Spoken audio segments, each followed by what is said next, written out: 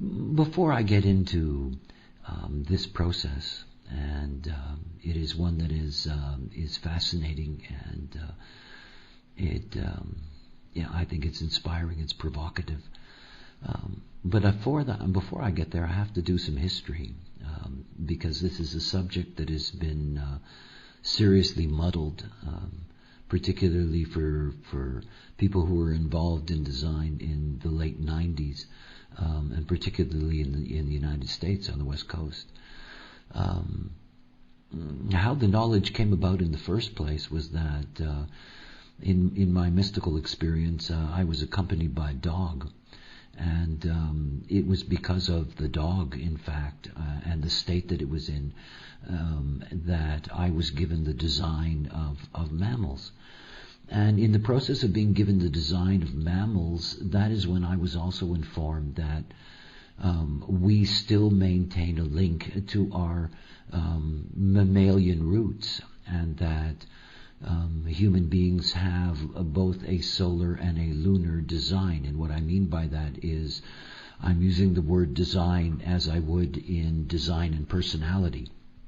In other words, that human beings, in a sense, have two kinds of ways in which their bodies are programmed for specific times.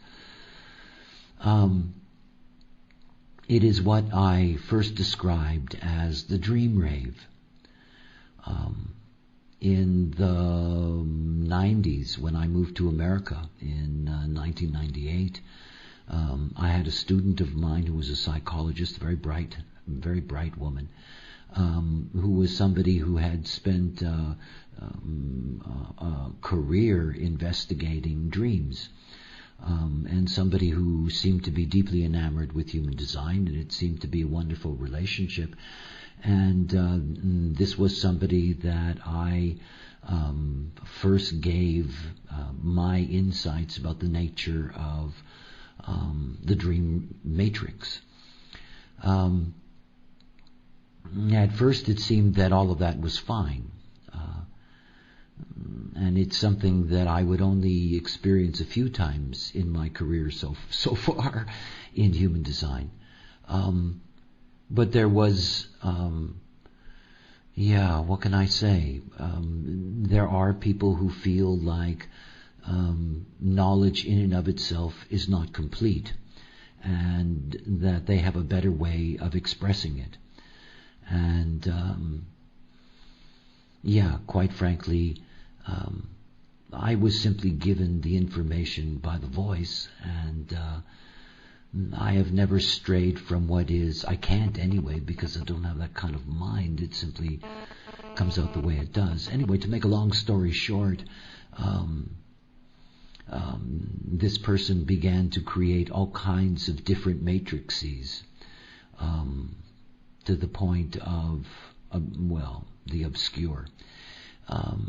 And I want to make it very clear that what I'm about to teach you over the next 6 weeks is the way I understand this knowledge. It is an understanding that is not in any way influenced by any traditional or modern way or modern psychological way in which dreaming is understood.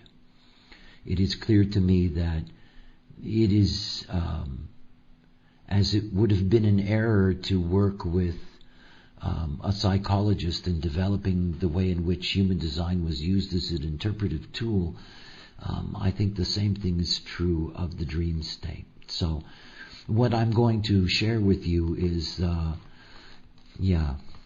it's the official version, let's put it that way. Okay, today we begin with the neutrino program and the sleeper.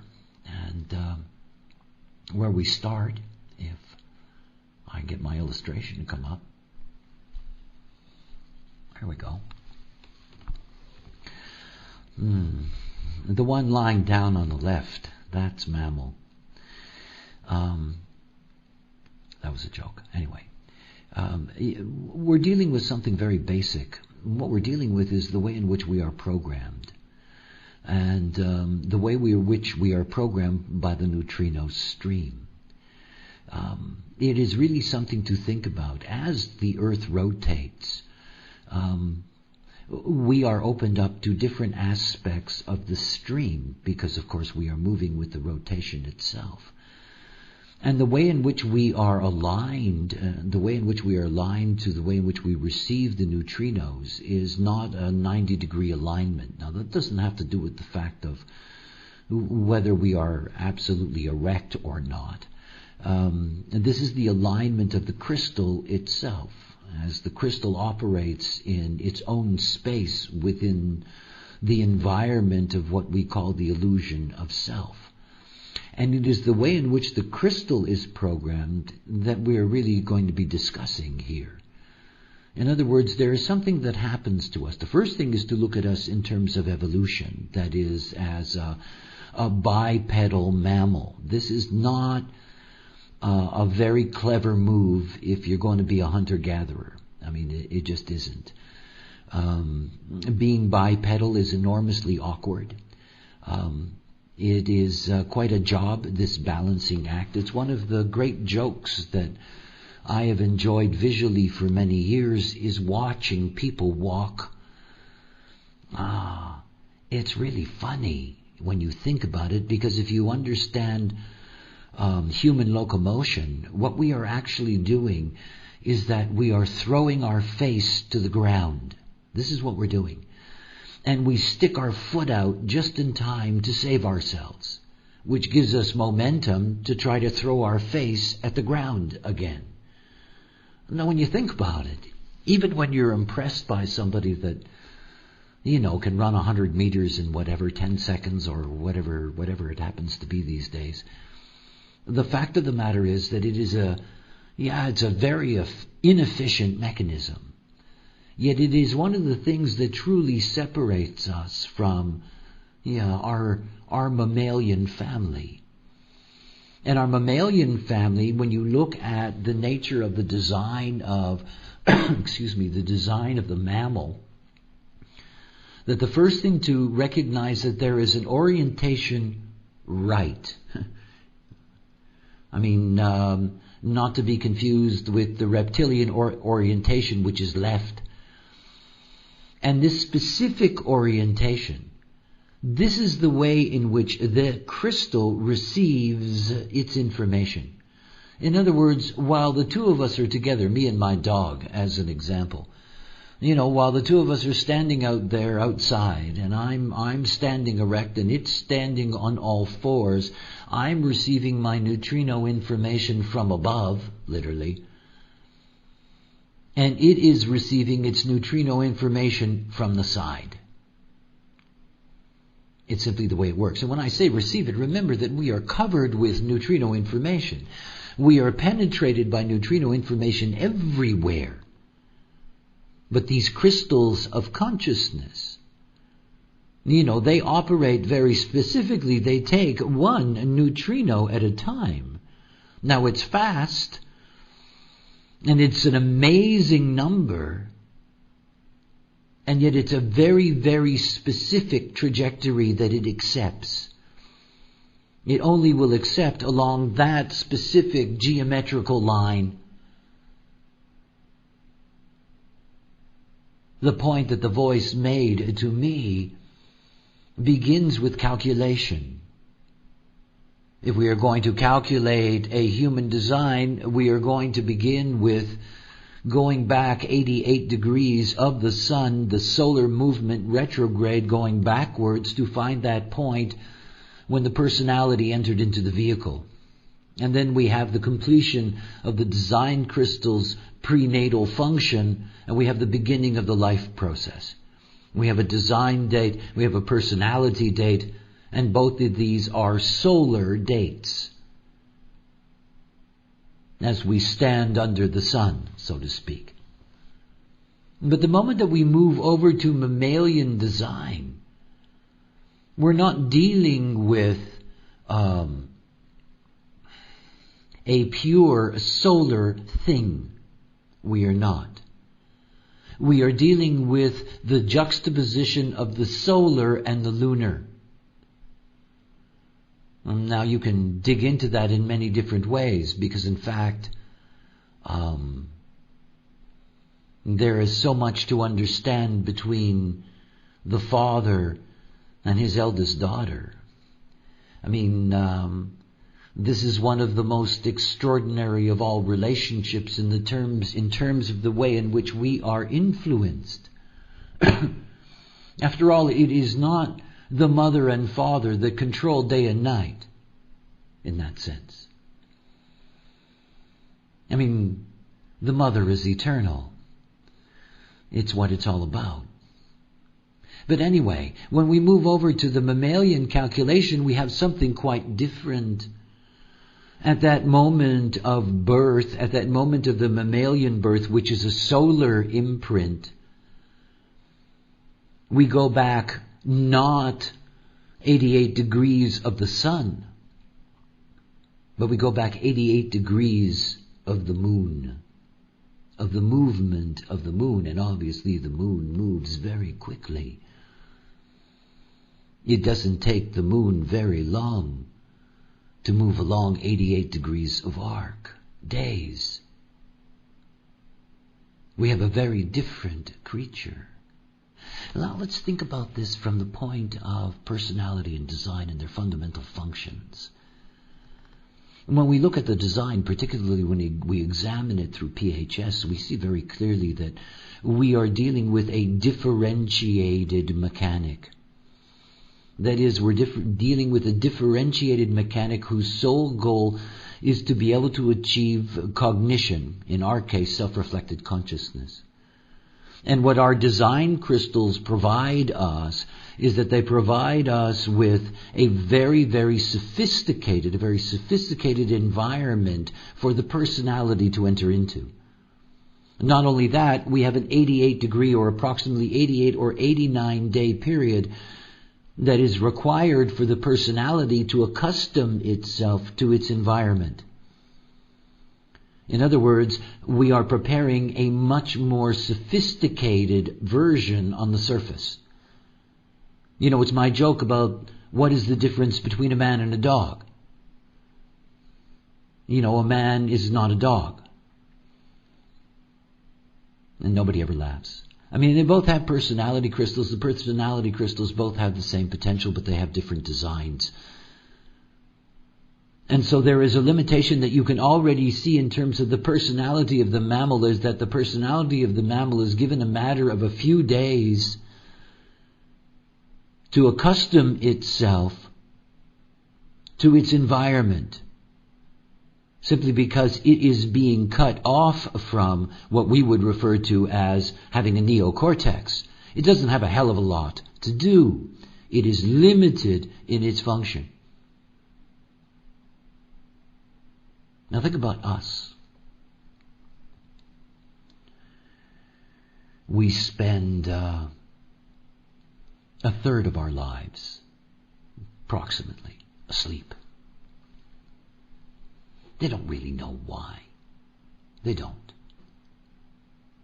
I mean, it's not like there's any absolute about the nature of sleep. It seems to be something that is built into nature. I mean, there are different forms that sleep. And yet at the same time, science really doesn't have an explanation. Sleep is essential to the program. I mean, sleep is essential to the program. And the first thing to grasp about the nature of sleeping is that the dream and the dreamer, that what they experience is never personal.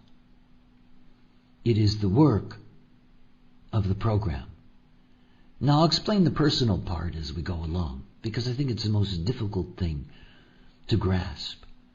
You know, there you are caught in what you'll understand in detail, what they refer to as the astral plane. You know, when some demon jumps up on your back and, begins to demand something of you. You're terrified. You wake up.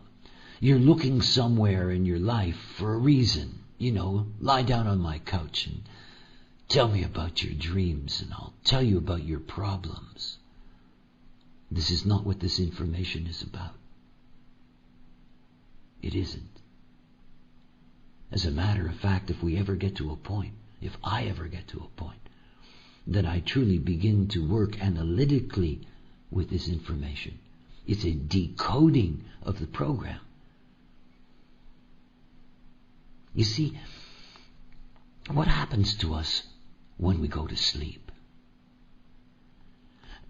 We change, that is the crystal, our personality crystal, our design crystal, they change their receptive trajectory.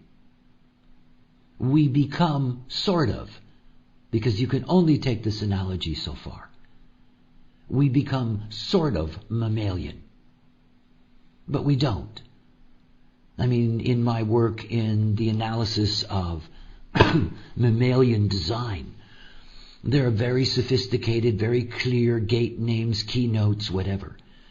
They are not the same as they are, obviously, for what it is to be a sleeping human. But there is something to grasp. And the thing to grasp is that sleep for us is two things. The first thing is that it is a way for us to be impersonally programmed. Impersonally programmed.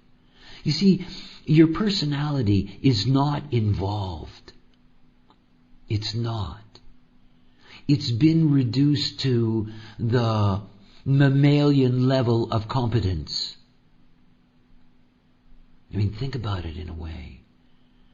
The way your rudimentary personality functions on the dream plane is similar to what's going on in your sleeping dog or cat or whatever. You see, one has to be very careful about, not personalizing this phenomena of the dream state. But it is information. And it is unique information. And it is information that can be translated. But not in the way that you could imagine. But anyway, let's continue our little journey here. This sleeping form. That immediately what you see is that there are disconnects, very fundamental disconnects, but the most important one is there is no ego. This is where your I resides. I. Me. I. It's all in the ego. It is the shine on the ego. You see, we tend to think of the G center as the identity.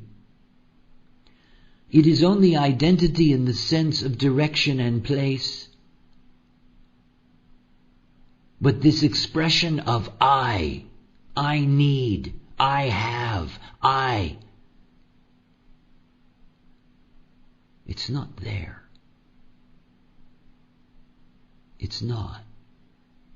Nor is it in the dreamer. There's no solar plex.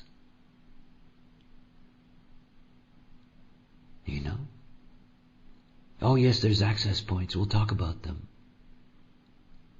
But I want you to see the limitation. I want you to see what it means to go from all of those channels and circuits of what it is to be the awake human to 15 gates.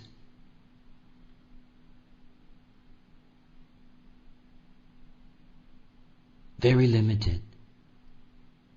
I mean, when you look at the planet, the majority of the planet are generators, about 67, 68%. They're about 18% of dreamers.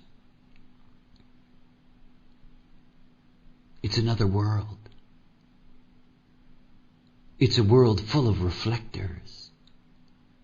This is the perfect dreamer. the reflector dreamer. Because that's what the program's after. Non-interference. Non-interference from the personality.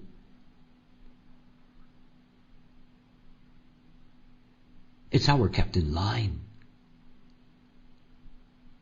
It is another mechanism of control. And it's very, very, very sophisticated. So the moment that we enter into sleep is the moment that we enter into another domain. This one.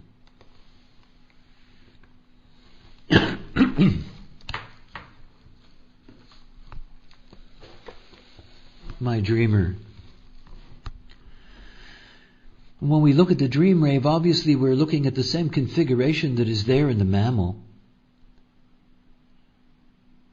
And yet at the same time I want you to see that we're looking at three clearly decoded different structures. A different kind of circuitry system, if you will. And part of our work is that we are going to be working with each of these particular structures because this is the way the programming works. We are programmed when we sleep 3 ways. 3 ways. When you think about it, when you think about personality programming of the awake being, personality programming only operates to the awake being in 2 ways. You're programmed by the transit field and you're programmed by the beings in your life. And obviously when I talk about this only being 3-way programming, this is the assumption that you're sleeping alone. And it is one of the great dilemmas of trying to awaken uniqueness that we have so many human beings that sleep with others. We're here to receive our unique aspect of the program, a unique aspect of the program that is not interfered with by the personality. In fact, the personality is barely cognitive of it. I will eventually show you how that filters back into the personality system, why it's difficult to remember them completely and so forth. But remember, this is about the way in which we are programmed by neutrinos. So the first thing to begin with is to begin with these 3 names. These are the names given to these programming forces, these night forces, the light field, the earth plane, and the demon realm. When we think about the light field, imagine, if you will, that our planet is surrounded by crystals of consciousness. We call them personality crystal bundles. This is the work of the light field. The light field coated in black. And if we go back here into this graph, we will see that there are specific gates that are related to the light field and receive the information of the light field. Personality crystal programming. And these bundles represent primary forces, the Godhead, if you will, divided up into all its conflicting and variant forms. And it is through these dreaming gates, not awake, never awake, through these dreaming gates, this is where the light field does its work. So the information pouring in through the consciousness crystals. It is the only time that when you are asleep, that you are truly touched by the Godhead. It happens through the light field. On the other side of the light field is the demon realm. Yeah, I think it's an unfortunate name. However, what to do? It just feeds into all of the projections that go along with dark side stories and whatever. Here, in the demon realm, what in fact we are dealing with is the design crystal bundle. The design crystal bundle. And what we are talking about is being influenced directly from within the earth. So when we dream, the influence of those forces, when we go back, the demon realm, we see the demon realm coded in blue, you go back here, and there they are. This is where the demon realm feeds. It feeds on these gates. It programs through these gates. And the light field programs over here. The two great forces of programming. And all of it is the neutrino stream. And the neutrino stream and the way in which it is picked up by the dreamer. And then we have the most fascinating of all. We have the earth plane. When we think about the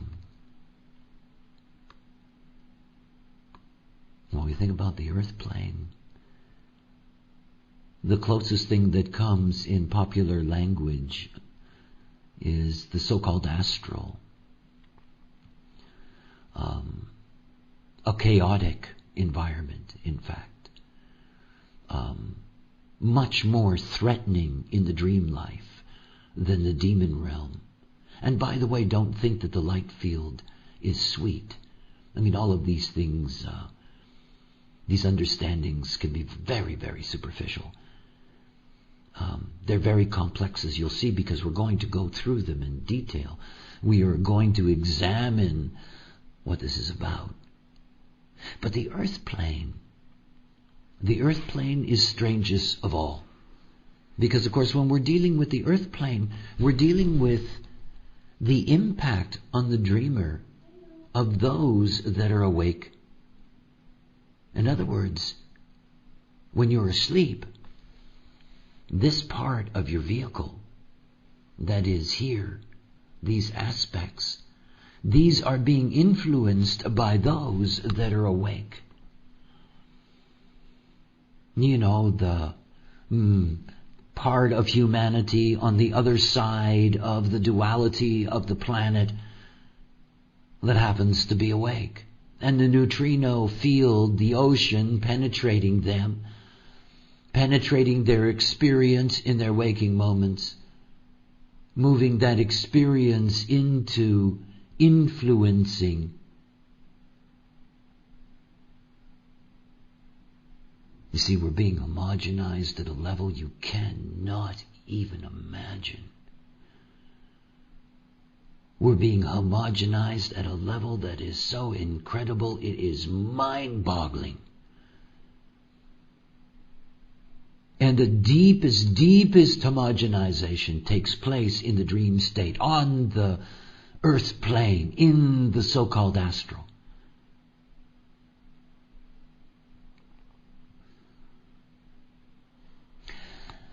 I have a thing about the program.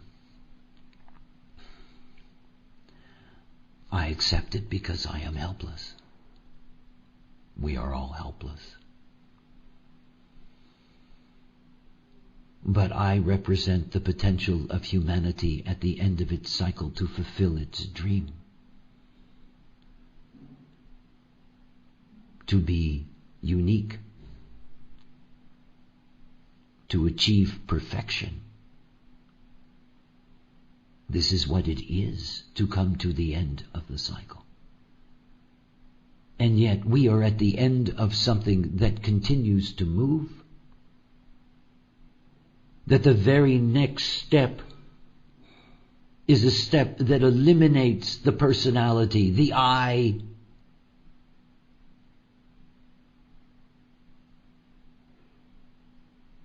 I am not in favor of giving up my I.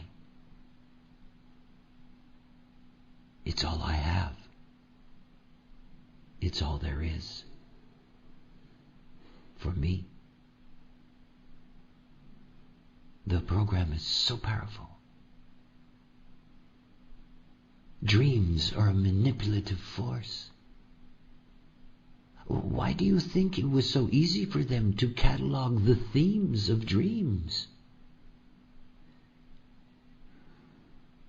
You know, yes, I tip my hat to Jung and say, well, good for you. There are these universal themes. Golly, and we all get them. We're being programmed. Sleep. The scientists want to know why. I'll tell you why.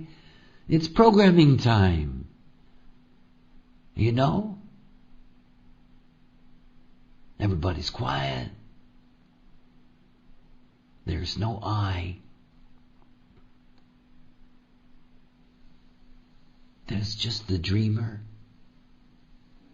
And they're essential, the deep essential tools necessary for the program to impact them. Everything else, put aside.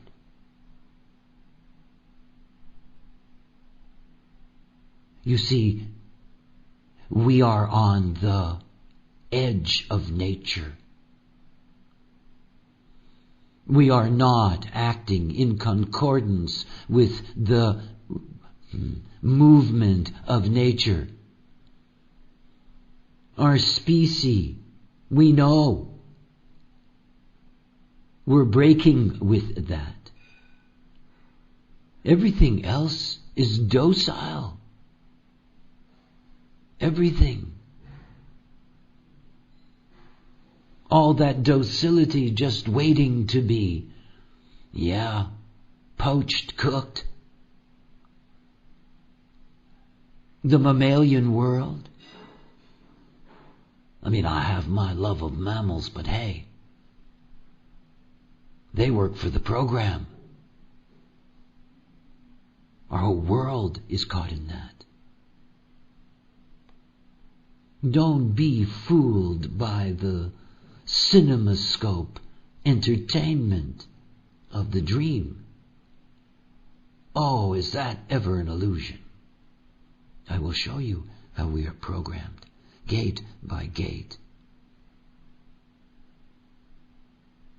How we are manipulated in our sleep to fulfill the program. All of us. When we awaken, all we have is the integrity and the challenge of our authority. I mean, that's when it's hardest to control us, is when we're awake. Most of humanity is in the thrall of the program. You can see that by the newspapers and the daily transits and how they hold each other's hand, reinforce each other. I want to take away any preconceived notion you may have about what we're entering into. It's important. It's important to take this as, the most profound agency of the program in influencing what it is to be a human being. And these domains, these force fields, how different they are. What a conflict there is inside of us. Like any kind of design, your dream rave is going to carry a touch of this and a touch of that.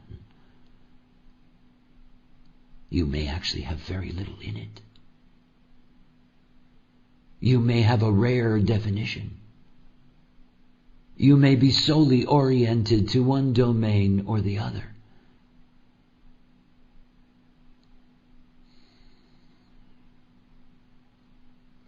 The light field. Personality crystals. It is a day, the beginning of this IHDS semester, that really is in sync with each other. It began this morning with my introduction to quarter by quarter and talking about the original 16 crystal bundles, the original Godhead. And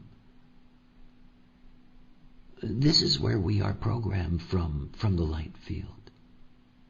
And yet to grasp something, that each of these archetypal, original 16, there are more now, they are the major ones.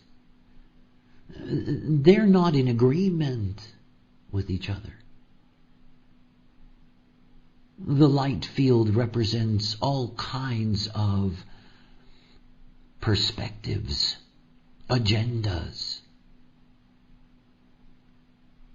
You know, the agendas of what will be played with by mind.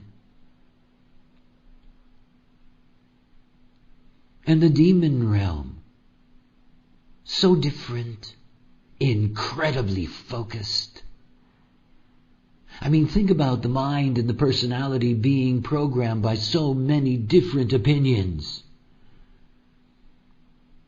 You know, Buddha consciousness pissed off with the Pleiades.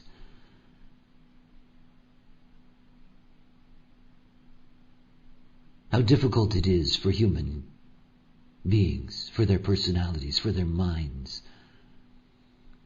We are programmed to have these very set, homogenized ways that we agree and disagree with each other. And none of it has, well, any absolute to it. On the other side of that is the demon realm, the programming of the one single design crystal, uniform in its presentation. And yet it has its own agenda. Its manipulation of our form, of our bodies. And then, of course, the earth plane. You know, this, what did they call that? BSE? This Jakob Creutzfeldt syndrome, this scabies, this strange disease in animals. And all of it rooted in cannibalism. Cannibalism. They were, anyway, I don't want to get into all that. It's not pleasant. But nonetheless, cannibalism. Eating their own kind. The earth plane is like that in a way. You see, in the earth plane, what you are taking in is the influence of the chaotic, not self world. That's what you're meeting. And you're being conditioned to be part of it. To be full of fear, rage, anxieties. I mean, think about what that means, to take in the influence of the earthly consciousness plane. Now, this is just a homogenizing method. It's the way in which the program keeps us all aligned. But this is a not-self planet. You know, this is a world we live in which the level of consciousness is frightening. And you take it in, and it programs you while you sleep. The chaos, the lack of awareness, all of the deep, deep, deep problems that go with every type that doesn't function correctly. The anger, the frustration, the bitterness, the disappointment, how profound it is. And it's programming us. And you wake up as not self. And this is what you're carrying inside of you.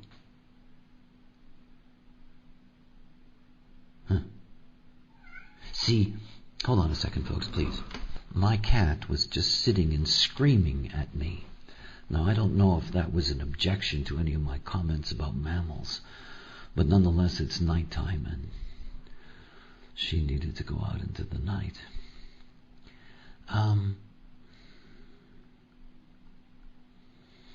See, most people, when they think about the potential of dream analysis, they're just curious about, whether you can decipher them into some kind of concrete meaning that is going to give that particular person a sense of, a knowing that they didn't have before, or, are there really premonitions and blah, blah, blah, all this stuff. Yes, I will show you all these things. But it is an incredible danger not to recognize what this actually is. I mean, yes, I know you will find it interesting, but you have to get what this really is. We are deeply, deeply programmed creatures. Deeply. And that the programming is so dense that it's no wonder it's so difficult for human beings to break out of it. Out of it. Every time I get to a place like this, and there's a certain amount of annoyance in me today because I'm returned to a subject that was really besmirched and confused. And it doesn't deserve that. It doesn't deserve to be turned into dream psychology. It is not what it is about. It is about understanding how each of us is uniquely programmed while we sleep. That's what it's about. Now that can be a profound insight. And in and of itself, it leads to, a great movie. But it's only when you understand that this is the work of the program and we are in a perfect position to be manipulated. And not by what we think we understand of what we dream, but where it impacts us, where it touches us in these dreaming designs. And that out of those dreaming designs, when you awaken into your awakening state, the way in which that information is going to move through the rest of your system, through genetic continuity, through the genetic chemistry and their links, as it moves through your whole system and programs you. You think you wake up in the morning and you leave the dream behind. No, you don't. It's your dose for the day. It is your programming instructions, literally, for the day. One of the most fascinating things is that when you literally understand this mechanism, you can watch the transits of your sleep, and you'll be able to see precisely before and recognize it afterwards that you can predict what's coming. Oh, it's a mechanism. It's just another mechanism. It's what I love about mechanics. You get to cut through all the bullshit. You get to cut through all the illusion about the dream and the dreamer. And you get to see the programmer and the programmed. This is what we see. Oh, yeah. It is not for us to be able to stop it, interfere with it. It's not what this is about. You see, there is a force so powerful that the program is limited in its ability to deal with it. It is this revealed knowledge, its strategy and authority. It's the only thing that keeps you to your purpose. You lose your purpose when you look at a dream rave. And by the way, I'm planning in the second semester to do an analytical dream rave training, and we're preparing programming for this. And when you look at the programming, and you look at that design moon in its relationship to your personality sun, your profile's gone. I mean, there's no profile in there. There's no fulfillment of your purpose on your cross. There isn't. It's not about you.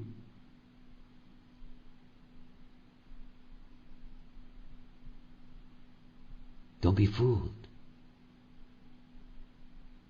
It is the gift of this knowledge for us to be aware of the program, to understand it, and in understanding it, recognize its weakness. There is a weakness in everything, as there is a strength. This is all just dualism. The waking life is the life. If I want darkness, I will take death as a preference. I know what the dream world is. It's my particular enemy, you know? Please understand that. I admire the program. I respect what the life business is all about.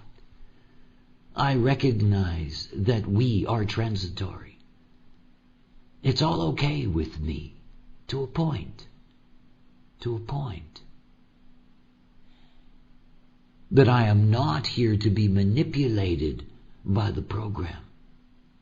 I'm not here to lose my authority because it's the only chance I have to fulfill my purpose.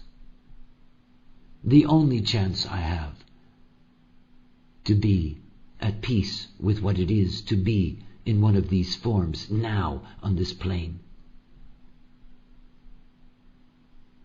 I watch the program because I have to protect myself. You know? It's something to grasp. These influences, how powerful they are. What it does to our world. And when you are awake and you're self-conscious, you have an opportunity to integrate with the program or not, because you can have your authority.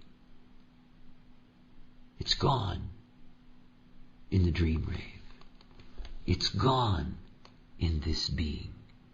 And what is going on in here?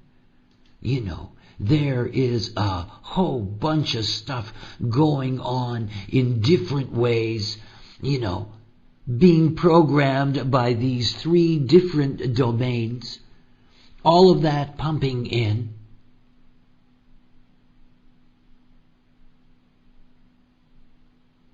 Information, data input.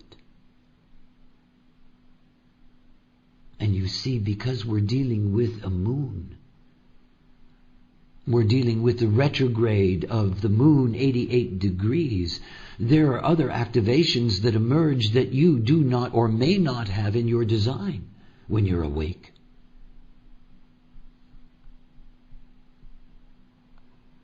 It's quite something. You know, a whole different aspect of you that is your not self in your waking state is where you're being imprinted while you're asleep, and how much that will turn the not-self to being easily influenced in that area, wouldn't it?